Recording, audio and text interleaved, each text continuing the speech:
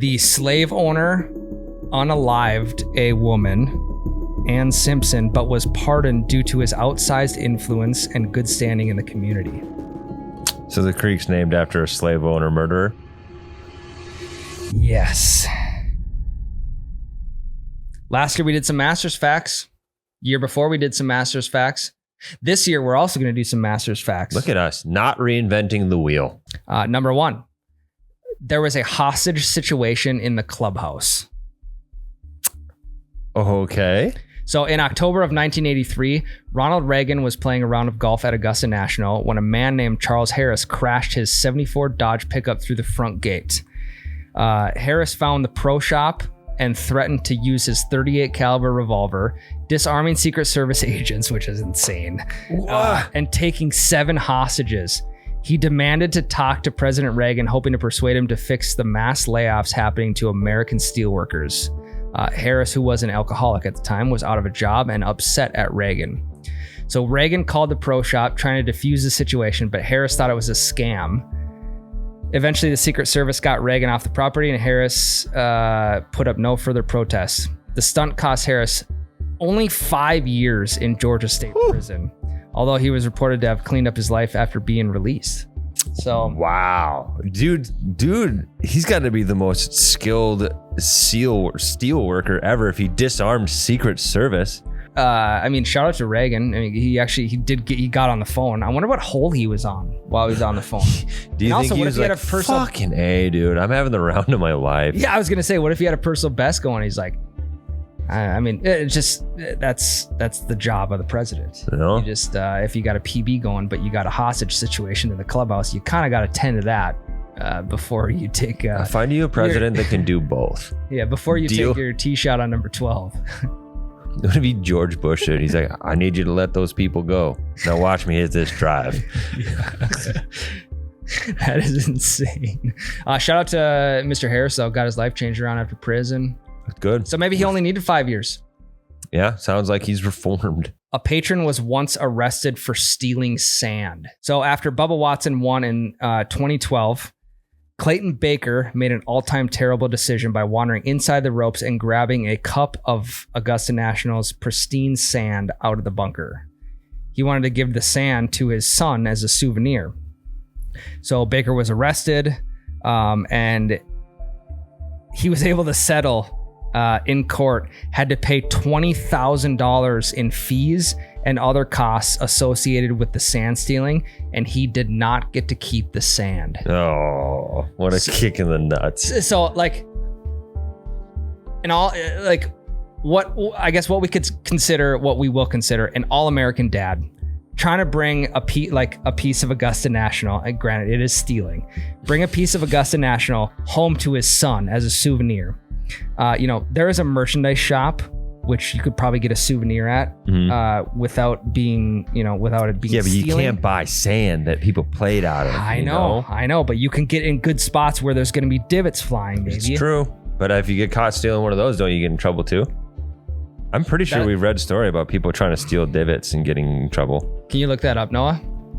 Because I feel like I've seen a meme before where some guy... some guy successfully stole a divot, but not like from the Masters, but from Augusta. Like just a dude that played it and was like trying to grow it. Yeah, and he was growing it. Yeah. Which is fucking crazy.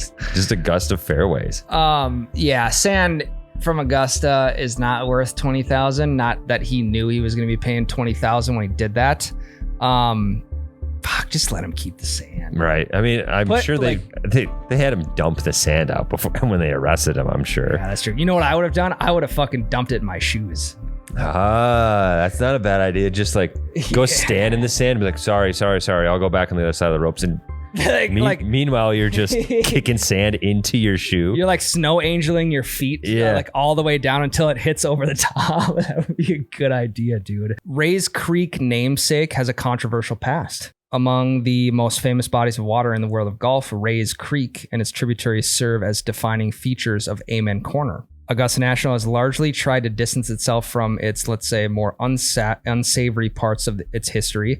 Despite that, the name Rays Creek has stuck. Okay, now I'm going to give you This is wild. Okay. The creek was named after property owner John Ray, who emigrated from Ireland in the 1730s. Ray owned a nearby home on the creek and accumulated 8,000 acres. He went on to establish a grist mill, which is a mill for grinding grain, in the area. The slave owner unalived a woman, Ann Simpson, but was pardoned due to his outsized influence and good standing in the community. So the creek's named after a slave owner murderer? Yes. In Nice. 1836, a geological survey noted that noted there was gold in Ray's Creek, and during the course's construction in 1931, workers found small amounts. In addition to the gold, many Native American artifacts have been found along the banks of Ray's Creek, and due to the connection with the Savannah River, Ray's Creek was a place where many tribes settled some 3,000 to 10,000 years ago. This one also a little dark. Clifford Roberts committed suicide on property. Of all the ways you could have said that. So Roberts, the club's co-founder, was deeply and self-admittedly a racist.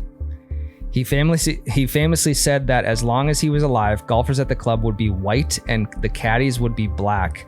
Although Lee Elder broke the color barrier at the 1975 Masters, and in 1997, 2 decades after Roberts passed, Tiger Woods won the tournament with a white caddy.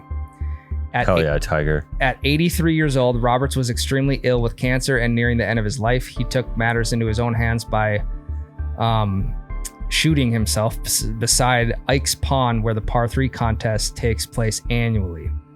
The weapon, a .38 caliber Smith & Wesson revolver, was confiscated by the club's security force, but found its way into an auction catalog of golf memorabilia. Jesus, dude. The club bought the gun for $15,000.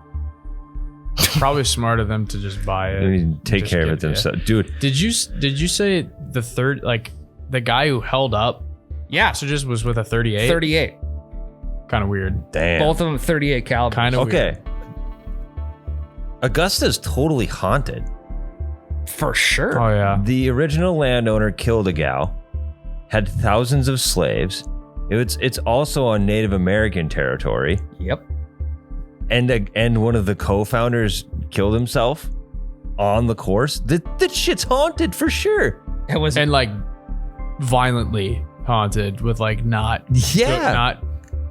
good things that happen there. Not just bad people and bad things. That's crazy. I bet it's freaky. I bet it's weird at night around. Can you imagine Twilight rounds in Augusta are scary. I bet. Can you imagine staying in like the I mean, who knows what happened back in the day in like the where the amateurs stay, Mhm. like above the clubhouse?